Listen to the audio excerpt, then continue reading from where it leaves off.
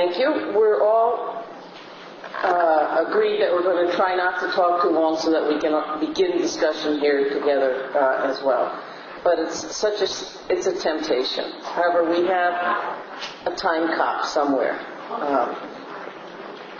Great, perfect.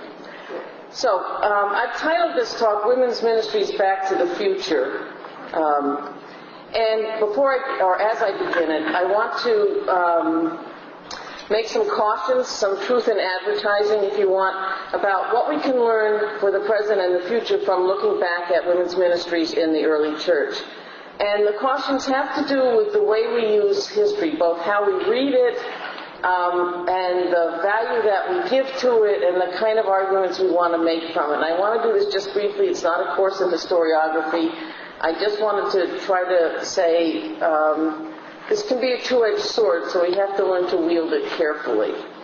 Catholicism has always had, I think, a deeply ambivalent relationship to its own history, at least as it starts to think deliberately about it. On the one hand, it attributes great importance to its tradition and to its long institutional history as church. And on the other hand, it blithely ignores historical realities whenever they get in the way of the institutional story its spokespersons want to tell, and whenever it conflicts with the theology that derives from that story and then works back to reinforce it, to support it. Nowhere, I think, is this ambivalent and inaccurate relationship, if you want, with history more evident than when it comes to matters of structure, authority, and church order, and especially to questions of ministry and education. And the effect of that is what you might call the official story tends to homogenize the past so that it always looks like and can only lead to the present exactly the way it looks now, which of course is the way it's always been. Those who look for change in the present often engage, I think, somewhat ironically, in what amounts to a variation on this kind of thinking about the church's history. Because we're anxious to refute arguments like, as the church has always taught, or as the church has always done, we look for ways to authorize change in the present by finding historical precedents, by saying, we did that way back then, so we can do it now. Falling for that is very much like saying you still can't do anything new. It may be new in the last 1,000 years, but the way we tend to justify it is to say, well, it's okay to do if we did it once, we can do it now. It's right here that we have to be careful.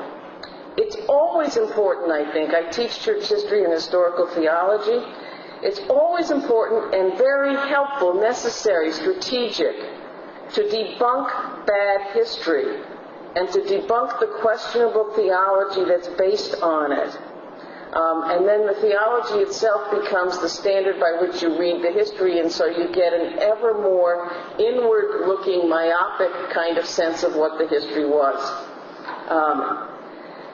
So that's always a helpful thing to do.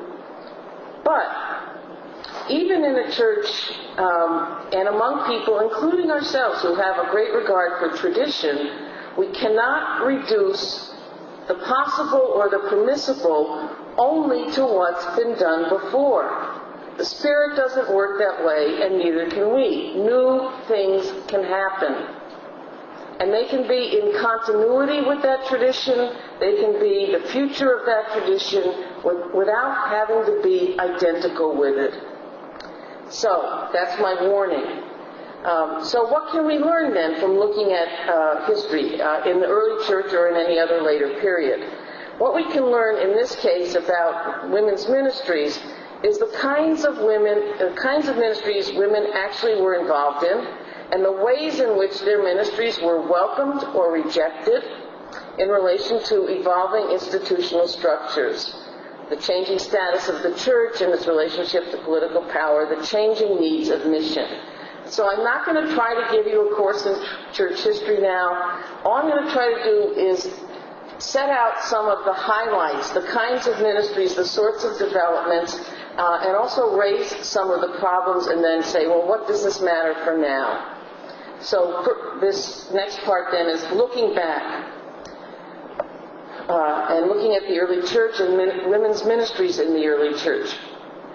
We've had 40 years of scholarship, at least, in women's history and feminist and biblical studies that has helped us to see what's been there all the time, but not always obvious to us because it's been obscured by the official storyline, which tells you what to see there.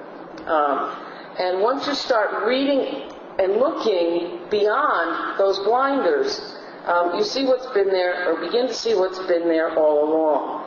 And so from this, especially this most recent 40 years of scholarship, what we can see and what we have learned about are women who did and were a number of, let me back it up, who exercised a number of different functions and roles and even offices in the church. We see women who were, first, apostles, missionaries, preachers, co-workers, women like Mary Magdalene and Mary and Martha and Prisca and Maria or Junia and Tryphena and Tryphosa, all those women in Romans 16 and the greetings at the end of it, and the obvious women from the gospel stories.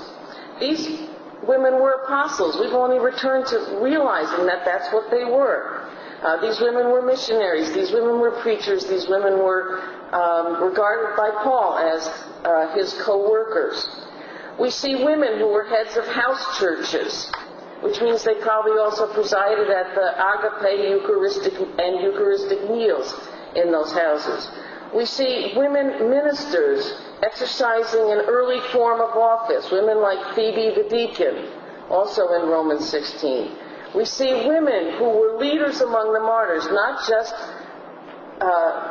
and who are important not just because they were martyrs, but also for us because of the kind of leadership they exercised in those groups of martyrs as they were together awaiting their deaths. So women like Blandina or Perpetua. We see women who were prophets, both in movements that in time fell beyond the fringes or were pushed beyond the fringes, the margins of the growing increasingly structured church, and also within the church communities. We see women exercising ministries of prayer, of mercy, of instruction, women like the groups of widows that we hear about, and women who encountered a great deal of conflict from some of the emerging leadership. Being told on the one hand, stay home, be quiet, and pray. Don't you know you're the altar of God? The altar of God doesn't go running around.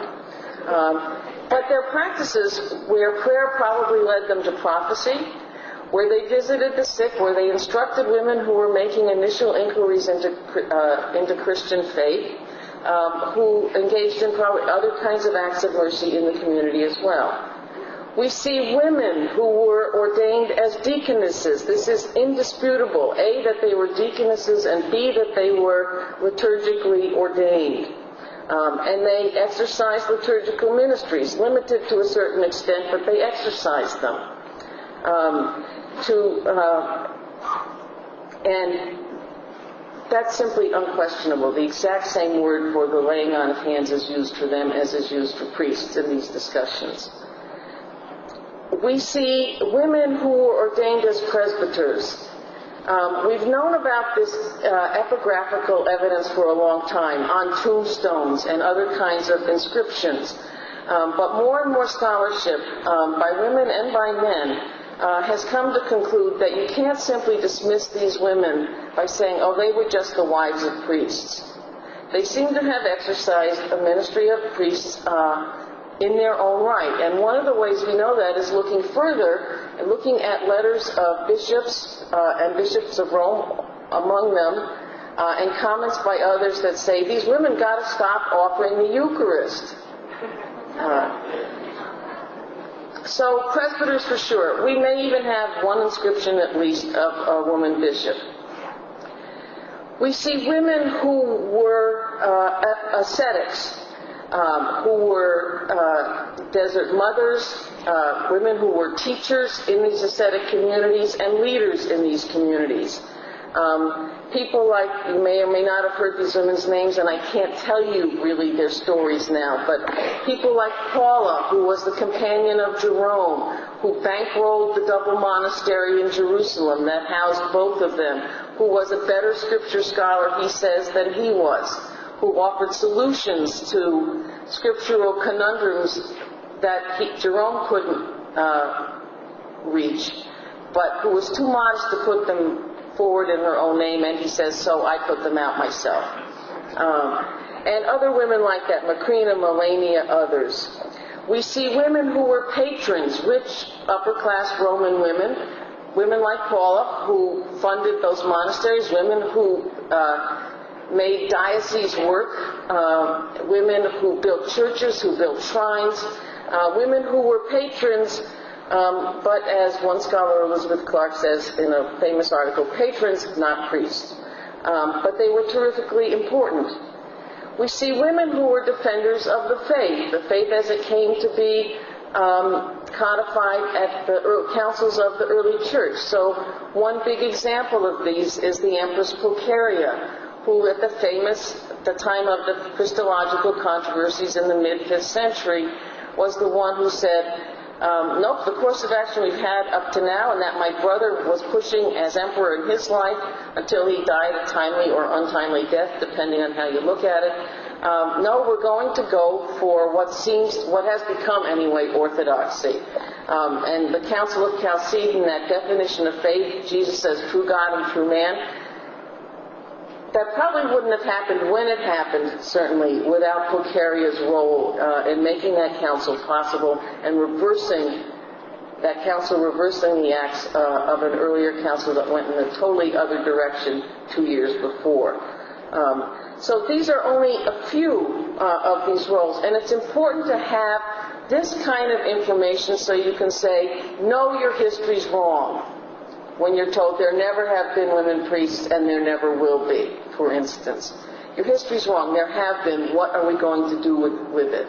And what are you going to do about it, actually? Both. So we need that kind of information. We need to get the history straight. We also need to learn something from how even these women in these positions, in these roles, exercising these ministries, and all these things are ministries, ordained or not, how even these women were restricted and rejected at times, were contained and were marginalized. We need to learn the hard lessons of that history, as well as the positive and encouraging lessons. If we only go with what they were able to do, and then after a certain point of time we're no longer able to do it, we're going to get stuck there too. So we need to learn about how that was lost to all of us. And so what do we learn from that? We learn some things about the institutional structures of the church and its leadership as it grows. I'm talking 2nd, 3rd, 4th, 5th centuries, 3rd, 4th, and 5th especially, and after that. A willingness to sacrifice the radical possibilities of the gospel message for a missionary strategy that re-domesticates women and makes them acceptable to the people you're trying to appeal to. We have to be aware that's an old dynamic. It returns again and again in different guises, but it's really familiar. We need to see the way in which both women themselves are complicit in and go along with, and the ways in which men in emerging leadership positions, especially in the somewhat in the mid-3rd, into the 4th and 5th centuries especially, are the ways in which women are pitted against women. So in time, the widows become the good girls, and the deaconesses become the bad girls. In part, perhaps, that was able to happen because the deaconesses were ordained. They were put in a line of authority. where power can be exercised more directly against them. The sort of, from about 230 really till about 400 at least, there's a relentless drumbeat against these widows who don't fit any category, who think they can exercise these various ministries, visiting the sick, prayer, perhaps prophecy, and so on, and who can do it without being under anybody's control. We have to be aware of buying into that horizontal violence of women against women, of role against role, and so on, ministry against ministry. We have to be careful when we think about ascetic women and the power of virginity or continence to liberate women. 30 years ago, it used to be commonplace to say, well, celibacy or continence or virginity or being in religious communities empowered and enabled women to do things they wouldn't have been able to do otherwise in this Greek and Roman world. And to a certain extent that's true, but we also have to look deeper and to see the ways in which, in order to do that, they had to buy into male models of sexuality and the meaning of virginity and the meaning of continence. And those meanings were largely constructed through the lens of men's experience and men's own struggle with their own sexuality vis-a-vis women. So it becomes dangerous. Virginity, continence, religious community can be tremendously liberating, but it can also be put at the service of somebody else's agenda. So, for instance, just what we heard in the breakout group I was in this morning, again, the discussion initially started about the investigation of the Leadership Conference of Women Religious by our friends in the CDF. It's the same thing happening. We need to know these dynamics of restriction and marginalization and even repression. We also, from looking back at this history, need to be aware of the ways in which the images, the memory, the power of women become domesticated, become effaced. The ways in which women are, in a sense, disappeared, not simply from view and from the church's history.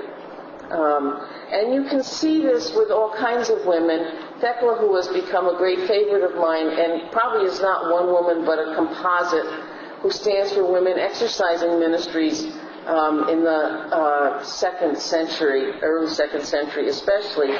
Thecla is remembered as a virgin and martyr. There's wonderful stories about her that I can't retell. If you put in Acts of Paul and Thecla into Google, you can come up with it's an antiquated translation, but you can get her story in the midst of the Acts of Paul.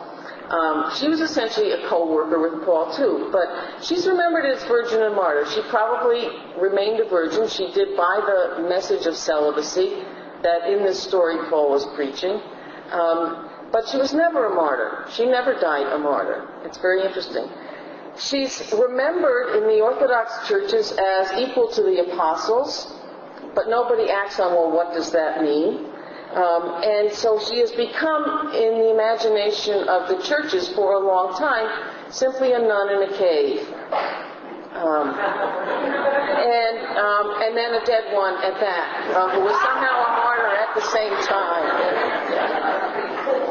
Whereas her image is much more powerful, her story is much more powerful, her memory is much more powerful. Even in the early 3rd century, there are women who were appealing to her story as authorization for their teaching, their preaching, and their baptizing. So she's a dangerous memory. She became an endangered memory. Now we need to retrieve her memory and make it powerful and dangerous again, but we need to understand the dynamics by which she got nearly erased. Okay. And then there are women who were patrons but not priests. They had a certain amount of influence and personal authority, but it only went so far. So we look back to set the record straight. We look back to identify the dynamics that permitted and limited women's ministries as circumstances changed. We look back to take heart from these women, but to take heart from them as prototypes who can open our imagination strengthen our determination, challenge us, and call us forward into a future that honors this past and goes beyond it. And so I just want to make a final 4 minutes of remarks about how does this connect with the future. I'm hoping some of this is obvious already and not just implicit in what I've been saying. What we see from these foremothers and prototypes is the presence of women in roles of leadership and ministry from the earliest days of the churches.